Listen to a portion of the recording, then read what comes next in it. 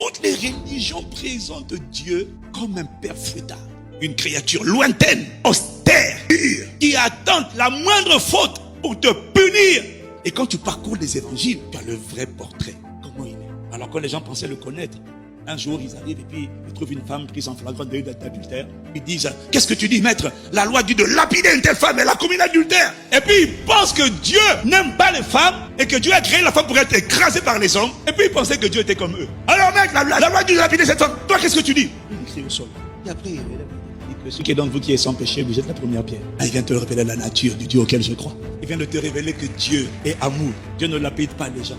Dieu pardonne. Dieu a compassion. Dieu ne nous condamne jamais. Tout ça, tu le vois quand tu lis Jésus. Il dit à cette femme, où sont ceux qui te condamnaient, femme? La femme dit, ils sont partis. Et Jésus lui dit, je ne te condamne pas. Va et ne pêche plus. Dieu ne va jamais te dire, c'est ta faute, c'est ta faute, c'est ta faute. Jamais. Alors tu comprends que, quelles que soient les profondeurs de ton péché, de ton iniquité, quel que soit là où tu t'es perdu, quelles que soient les profondeurs de l'abomination que tu as atteint, la main de Dieu est toujours là. Elle te tend toujours la main. Ce qui compte pour Dieu, c'est que tu reviennes à la maison.